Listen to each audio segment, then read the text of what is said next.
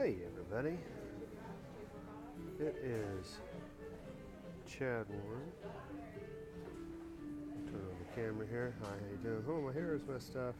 I took my hat off, and now my hair is messed up. Look at that. I've been sitting here, and my hair is messed up. Heaven forbid. How about that? Is that cooler? I'm gonna put on a hat. Hold on.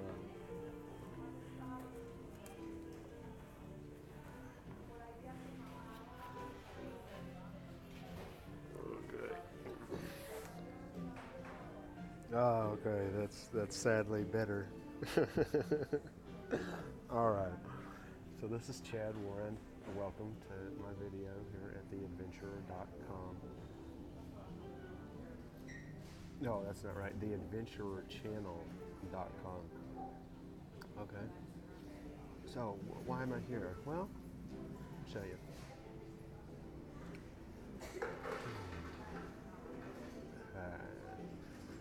Nope, not that one.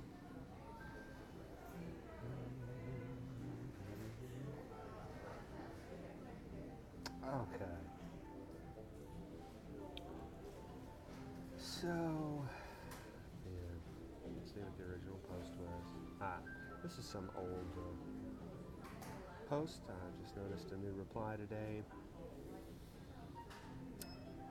This is from April 9th, 2017. Okay, and obviously in the cartoon here it is contrasting McCain, the war hawk, he always wants to go to war for Zionist Israel. And then you have Rand Paul. He says, don't do it. What will we get for bombing Syria besides more debt? A possible long-term conflict? The Constitution says you need congressional approval. What does McCain say in the neocons? He says, bomb the fuckers. Show them how tough you are. War makes us big money. Bill Kristol, Lindsey Graham, Hillary, CNN, the deep state. We will all love you. Of course, Donald Trump is a puppet of Zionist Israel. Israel, I assume, is like the United States and any other nation, and that much of what goes on doesn't represent what the people of that nation. There it was. It was Barb Palmer Morris. Bullshit. Of course, I asked her to use reason to support her violent words, and she was unable to, as she is a neoconservative. No, but what all this got started with is Loki here says Colin Wilson, who evidently is a radio personality, maybe a sports guy evidently. Colin Wilson called a right man someone who under no circumstances will admit to being wrong and who will stop at practically nothing to get his way. I didn't understand what he was referring to. This happens a lot. Because people do this thing where they assume the context. They also will say pronouns before they tell you the noun that they are referring to. So I'm going to deduce, using deductive logic, I'm going to assume that this, obviously Loki was referring to Trump and McCain in this example, and neoconservatives, and the typical view of the asshole man, which I don't like either. I'm very much opposed to that, probably for a very different reason than a lot of third-wave feminists and faggy liberal men, but okay, so I had to look up what does that mean, a right man? Right? So then I found this right here. And this is finnweb.blogspot.com, whatever that is, whoever that is. I don't like it when people don't put their name on something. What's that about? So I was rubbed wrong by this description. Now, and I go on to make a comment, and it was not allowed to be made at that website because that person is a control freak and won't allow you to make a comment unless they approve it, which is not a freedom of speech position. So I'm going to make a note of that because thankfully I copied it before I posted it, or I wouldn't even have it to show you if I even do, which I may not, because it does not appear to be able to be posted.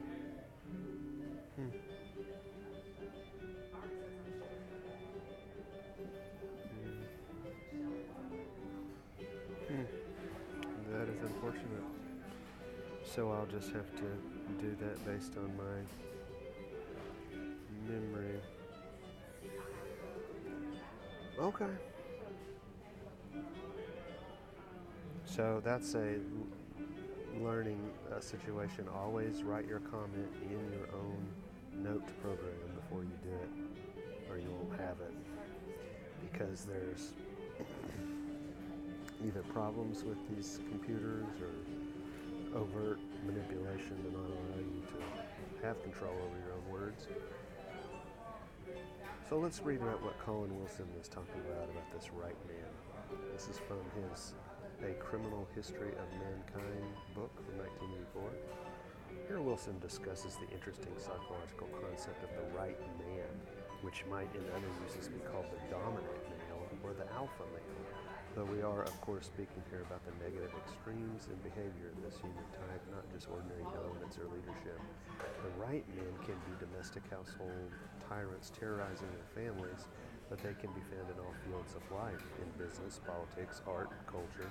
Everyone must have encountered one: a dominating boss, school headmaster, army officer, father, son, boyfriend, balloon. Essentially, here is the right man must always have his way and is afraid of losing face above all. How dare you talk to me this way? Anything that might be an indication of his infallibility or erroneous ways, something that he can never admit. Okay, so there's already a problem here. If somebody were talking to me or a woman or anybody with disrespect, can't they say, how dare you talk to me this way? Right? I'm to be spoken to with respect, as I'm supposed to speak to you with respect. So the long story short is that life demands that we police, meaning nobody's going to stick up for us but ourselves, no matter if you're a man or woman or computer or whatever. And reading on, and if things don't go exactly his way, he may scare people into submission by breaking into outbursts of rage or downright violence. He may demand absolute faithfulness from his woman, but play around himself. Since a godlike right man, this is his divine prerogative, he thinks. Colin Wilson also points out that there are right women, too, so this is not exclusively male behavior. The notion of losing face suggests an interesting alternative line of thought. It is obviously connected, for example, with the cruelty of Himmler and Stalin when their absolute authority was questioned. They were both men with a touchy sense of self-esteem, so that their response to any suspected insult was vindictive rage. Another characteristic of both men was the conviction that they were always right and the total inability to admit that they might ever be wrong. Okay, so I totally agree with that. But in all things, what gets lost is that where we're supposed to be is like a tight wire.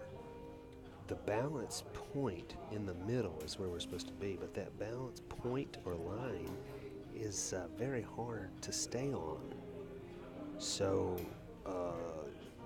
what I would do is if everybody, had that tool of view to look at the world like that, then we would be much more supportive of each other because we would realize that it's hard to be in balance.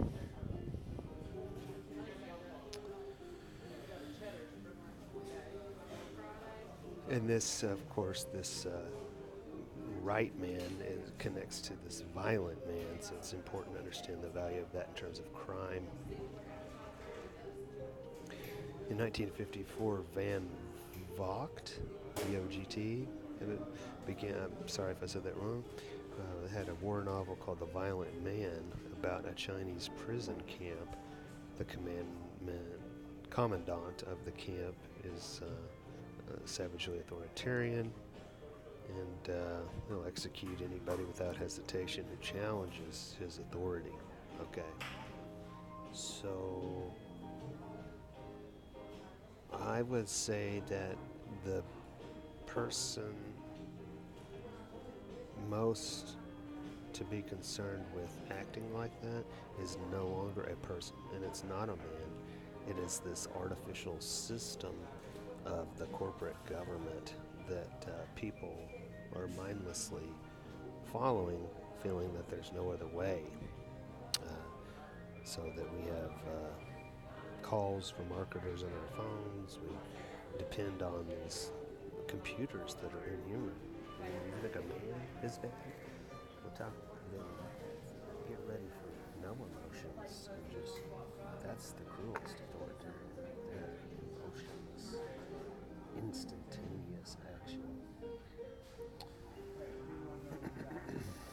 So my point there is to deflect this popular hate for white men.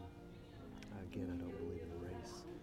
I've said that many times, but that's a rare position to hear. It has been influenced and impressed upon me by a man who has parents of African American and Japanese origin. He goes by Dante on YouTube. No, his name is Dante, but his channel is No Race.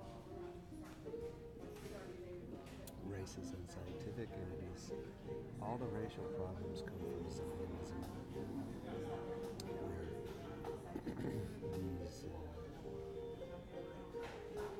every race and culture probably has had the tip to say they're the best people.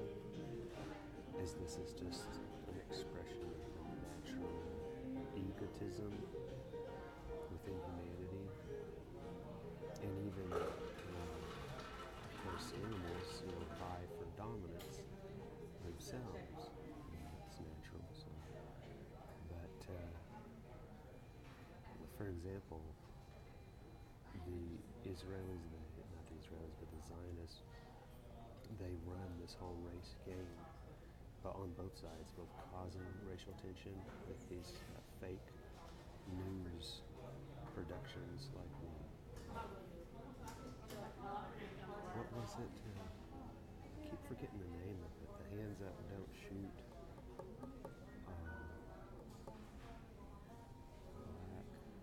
Black Lives Matter, that's what it's called, or the KKK. So what the Zionists do is they manage both sides of these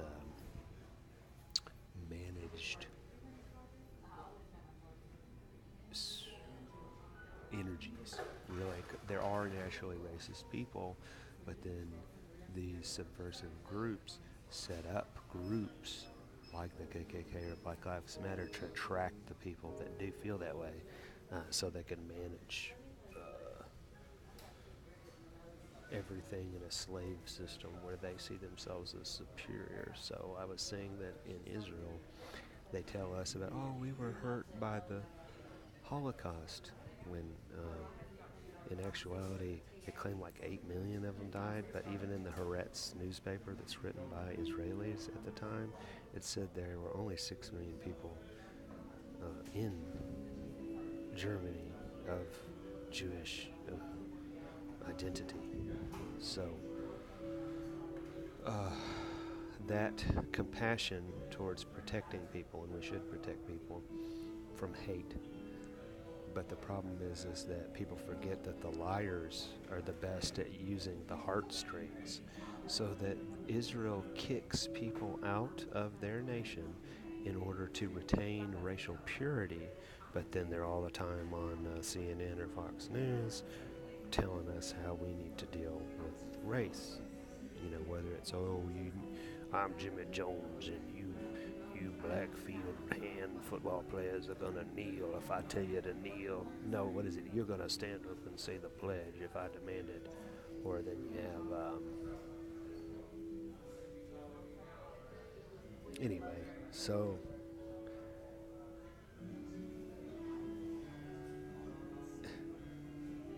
the people that are running the race game are the Zionists, and that includes Trump, who definitely is one of these people that acts like he is infallible.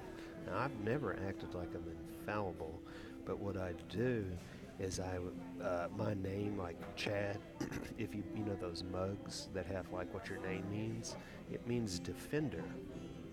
So I'm like a policeman, but I would never join a group. I'm a policeman for the individual, right? That's why I'm talking to you right now. I'm not forcing this upon you. I'm requesting that you consider what I have to say. And like what I do is like the woman Maria here at the McDonald's was very kind and nice as the cashier who took my order, right? And I think that because computers are taken over and there's so much less love in the world because we're more and more materialistic and economic, we're becoming more poor and stressed because of the food we eat and all that, that people are losing their kindness and humanity. And also that we're run by computers. We don't have protocols, hi, how are you? Smile. People are losing all that because we're all turning into human slaves, commodities, who is like treating each other like these phones. I want this, I push the button. I emotionlessly tell you what to do. I don't look you in the eye. I just boom. I have this customer, I mow lawns, and because I act like a commodity, right? Hi, I'll mow your lawn, right? They treat me like a human yard tool, and she sends me a text and it just says grass question mark. I mean, how lazy is she? And how you just, if you treat each other that way, it's like the Four Agreements by Don Luis Ruiz, I believe. We have to guard our word, our vibration. So all these things are very important, and this is how we can police in where we live and have an impact on the greater world as individuals. So, again, about this fine line, we don't want there to be these jerky men and jerky women that think that they are infallible, and they act in a rage if somebody questions anything that they have to say. Okay?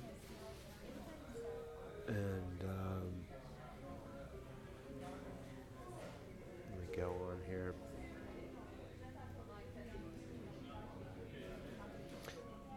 The right man, he will, be jealous if...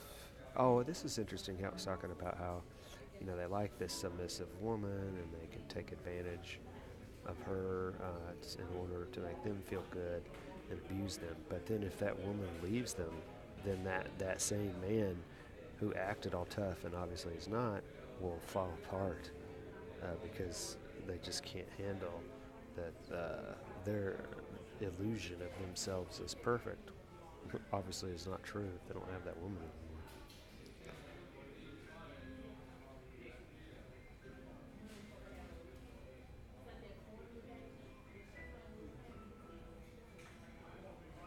But the question is, how do we defend, and I mean, you don't have to do that, my Myers-Briggs designation is the debater. That's why I am sharing my understanding of these different points of view.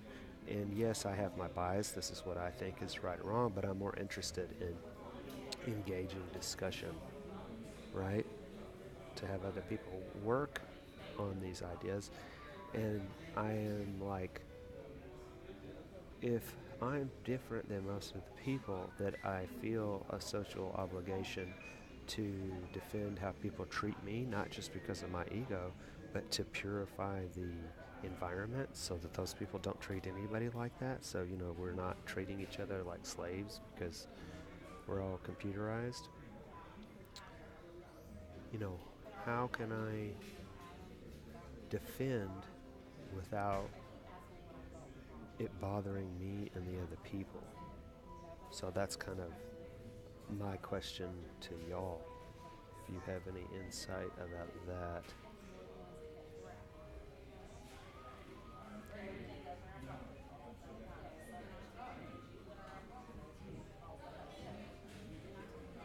I'm just looking here for the key parts of this article that I wanted to share. Yeah, this violent man, he gets upset and is justified in exploding. Oh yeah. So obviously this is all true.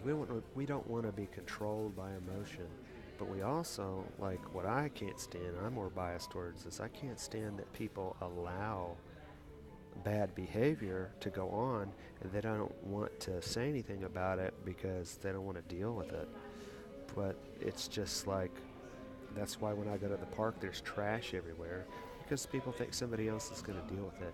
So, one of my main messages to the majority of the population is, not doing things and being weak is a form of violence as much as some guy that goes around beating on people. If there's all these submissive people that accept that Facebook censors us, right? They don't understand that, like, yeah, that's just right behind China over there is now using video cameras to watch everybody. And if you jaywalk, they put pictures up all around where you frequent and where others will see you, and they publicly shame you. And if you say a tweet that they don't like, they take away your ability to fly on a plane or ride on a train. So that's coming to the United States, not because of people like me who do the right thing and defend against it, but because of all the people that think there's nothing you can do about anything. So you're either going to work with me here or you're going to be my enemy that I'm going to have to deal with, not out of some sense of a fragile ego of mine, but because I'm the only one, not the only one, but correct me if I'm wrong, but I just don't think there's that many people that understandably would want to take on this huge burden to police, right? And I think that if you look at a Jesus Christ, that's a good example, even if it's just an idea of he's policing most definitely through the way that he behaved and the words that he spoke, right? He sacrificed himself, not out of narcissism, but because that's what people have to do. They have to do what other people will not do. And I just didn't like it that this person that writes this article, they act like they are infallible. They won't allow me to put my comment on here without their approval. Who are they to judge? You see what I'm saying? Yeah, you technically can do that, but it's just like this discussion with Facebook, YouTube, and Google, where all these people go, oh, well, they can do whatever they want. They're a corporation. You don't have any rights. Well, legally that's true, but morally that's not true. That you either are for free speech or you're not. And if you're not, me being born in America, right? So that bias was programmed into me, but then after my investigations, I'm still holding on to that bias, right? While at the same time, I would say that we should change how we deal with social media, which is designed, not itself, but the way that it is being programmed by these Mark Zuckerbergs, is to inflame polarity, as we are all fully aware, this toxic environment of politics. But the only way to deal with that is to deal with it, not to ignore it. Oh, here's what offended me. Look at this. where this I didn't like this where they says we can also see how large numbers of these dominant individuals. So this person doesn't like dominant individuals. So I'm trying to make a distinction between if I'm defensive, I'm not dominating. As a matter of fact, this person, like many liberals, is dominating because they won't allow any other point of view other than their own to even be expressed. We can see how large numbers of these dominant individuals develop into right men. In every school with 500 pupils, there are about 25 dominant ones struggling for primacy. Some of these have natural advantages. They're good athletes, good scholars, good debaters. So I'm a good debater. And so I'm speaking for the people that don't have what I have.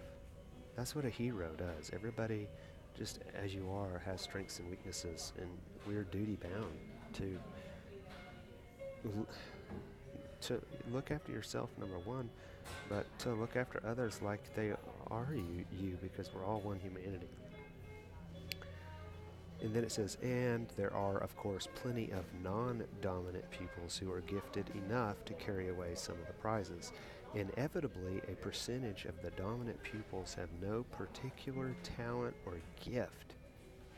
Some may be downright stupid. How is such a person to satisfy his urge to primacy? That's a tough one because I'm sure we can all imagine some idiot bonehead, and those people are most likely to think that they're as great people. And that is a concern. Those people could definitely turn to be violent people that harm others. Like these shooters and all these people are pretty much like the media portrays them. But like a lot of things, it's like in mental health, it's like, yeah, I agree with your assessment of the problem, but not your solution, you know. The solution is not to take away guns. It's not to drug everybody up or track us all. Okay, so, and another thing, who doesn't have gifts? I'm arguing with that. I think everybody has something that they can do well, even if it is to be stupid and obstinate, because that falls into this thing about how if we didn't have lies and evil, then truth wouldn't matter. Everything is relative in the physical world. You have to have wrong in order to value right. Okay, so how will these people that are not as gifted satisfy their urge to primacy? He will inevitably choose to express his dominance in any ways that are possible. Oh, and notice that the author is assuming that he is gifted. I would never assume I was gifted unless, somebody brought that to my attention. As a matter of fact, when I do get into arguments with people, it's because I'm defending a concept, because I value my ability to understand concepts, right? And I feel I have to defend them because other people don't even understand them, let alone talk about which one's right or wrong. I value the discussion, that's why I'm talking with you.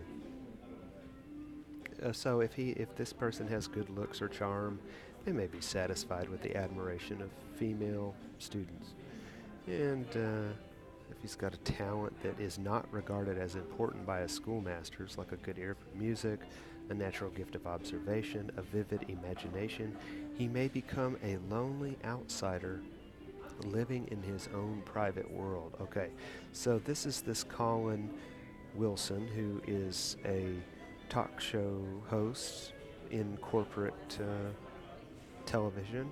So they're a normal person. They're somebody that fits into this terrible world. So really the people that are successful in today's world are not good people, because would you look back to the past and say that people that were successful as slave owners at a plantation were good people? No, because they were able to tell that it was immoral.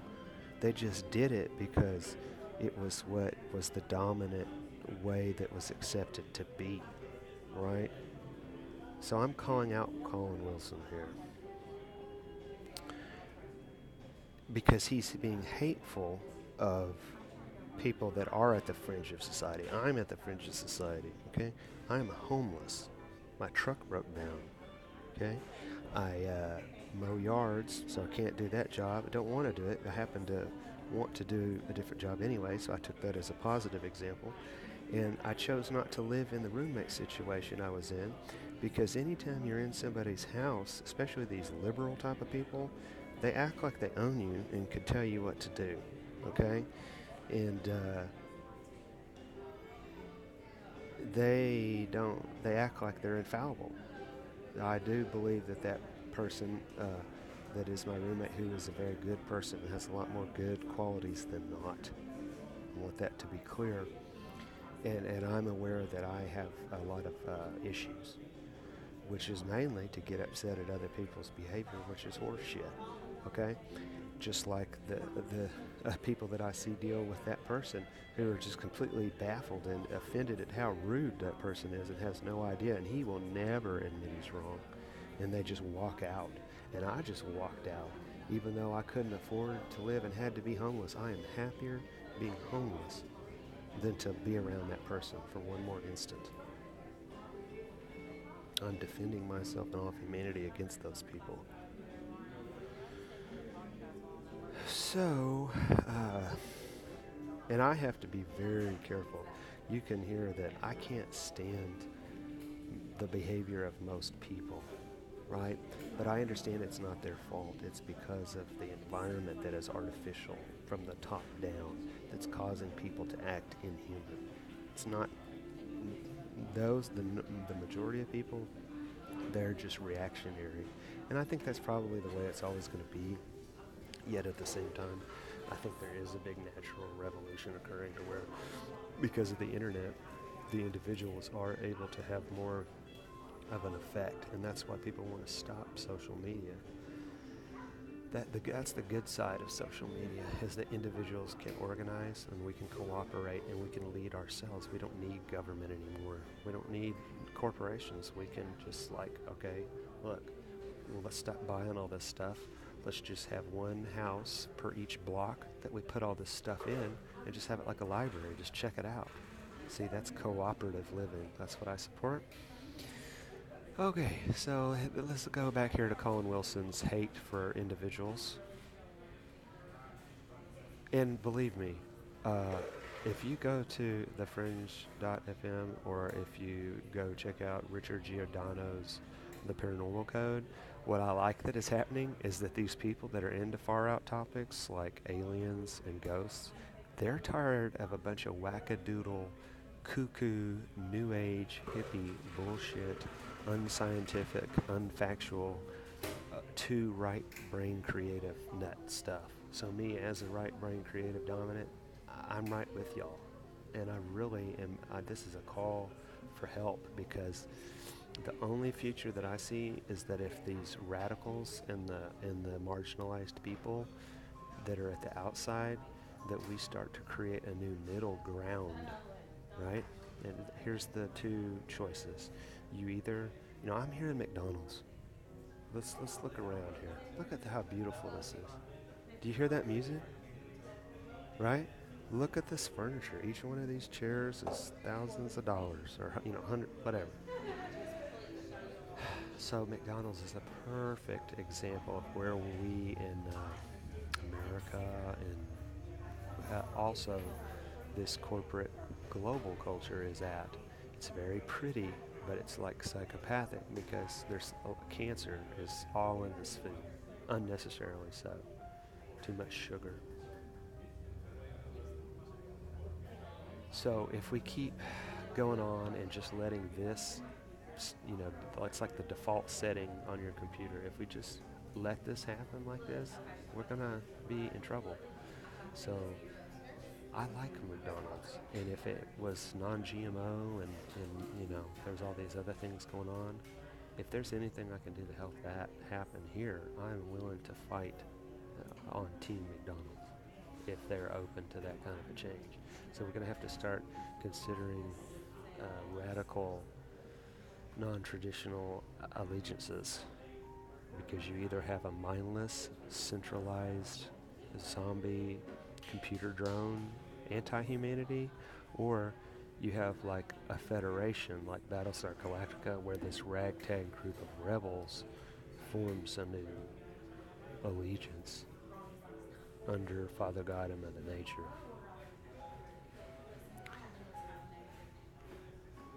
Okay, so he may become a lonely outsider, living in his own private world. Such individuals may develop into Schubert's, Darwin's, Balzac's, but it is just as likely that he will try to take shortcuts to prominence and become a bully, a cheat, or a delinquent.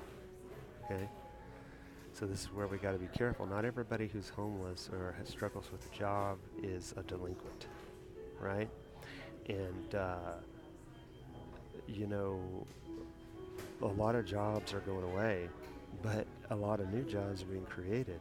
I met a kid on the bus the other day who is a recovered heroin addict, and he is a computer programmer. And if it wasn't for that job, he wouldn't have a job, because they don't care about how you dress or anything about you, because they need you so much over at these big corporations. So that's the kind of reality of how the fringe people and the centrist people work together.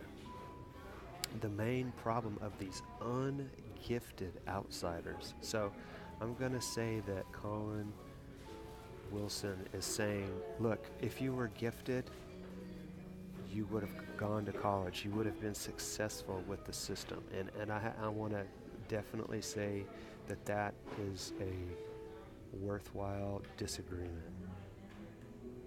You know, if somebody is successful in college, and I wanted to be and I was not, it was because I didn't have the discipline to study, okay?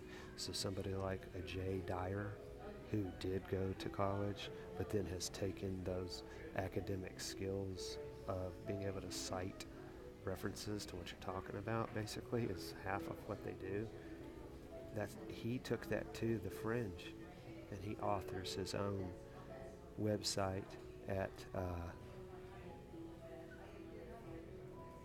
man, what is it called? Let me look it up here to do him credit. Jay Dyer. Oh yeah, this is for all the people that don't like it, that you get your information off the internet. jaysanalysis.com. Let's just pull that up.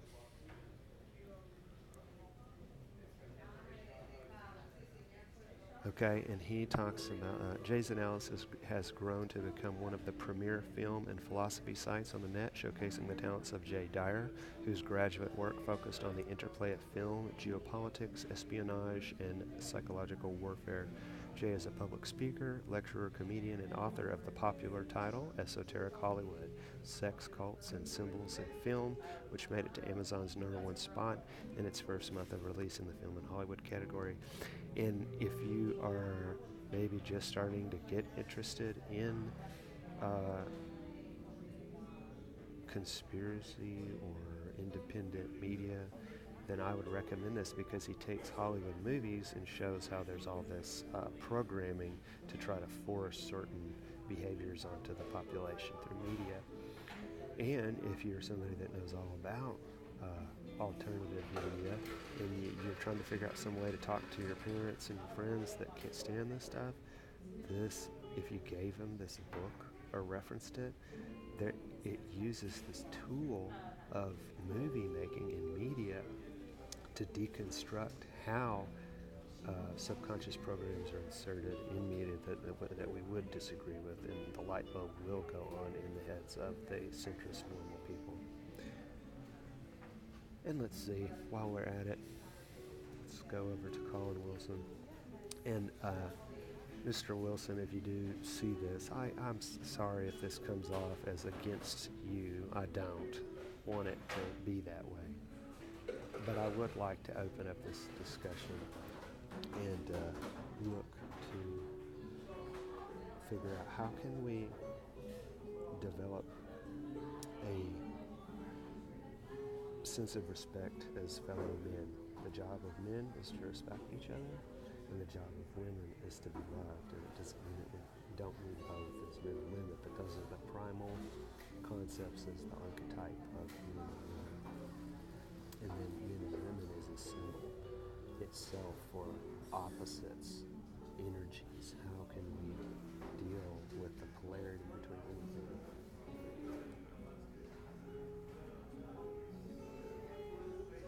See if this is the same Colin Wilson. The English writer. Oh, I might have been looking at a different Colin Wilson earlier. This guy looks pretty cool. This guy is an English writer. He died on December 23rd. I have seen this guy before. He's a philosopher and novelist. He also wrote widely on true crime, mysticism, and the paranormal. This guy, I think, is one of those like actual worthwhile conservatives. Eventually writing more than 100 books, Wilson called his philosophy new existentialism or phenomenological existentialism. Okay. So I obviously don't have a problem with admitting I was wrong. Well, that's awesome. I'm glad I did that. Well, I think I will just close this out and I will go back to this right here. Okay. So this person is just reading or citing this Collins work. So I'm going to have to look that up. That confuses me. He seems to... And you know, this is tough because the whole hippie movement and now this internet truth warrior thing is the deal for this generation. It definitely does do what he says, and it gives it being the people that control the media are putting messages in to make people feel better than they really are, right? And also to make us feel worse than we really are. And I learned that from this guy named Jason James Bickford. Okay, let me show you that. And that is over at Polarization Nation Media. And that is in one of his recent videos on YouTube. That he shows how there's all this occult stuff programmed into the media to basically to rule people. But that's what he was showing. If you like, let's use Trump as an example. You notice how he's either totally loved and it's like people literally worship him as a god king, literally. His supporters joke around and use that terminology. Or he's described as like the most evil person in the world, Hitler, right? Well, that is actually tricking secular people. Most people are not very serious about spirituality, I don't feel, today, because we're so enmeshed in the material world. But that is actually causing, like football players and celebrities, that's worship. You see what I'm saying? And that is an occult technique that what it does is it creates so much fantasy that's not true that people have lost all sense of, like, it increases chaos, which is ultimately to go towards this like ultimate civil war, so that these, I guess, the dark side of the Freemasons, not all Masons are bad, but whoever is running that, like Albert Pike and those people, they definitely are trying to be the exact thing that Colin Wilson was talking about, is these jerk men that are trying to run everything in an abusive. So I need y'all's help here to create this new centrist movement, because if we don't create it, it's not going to exist. Thank y'all very much.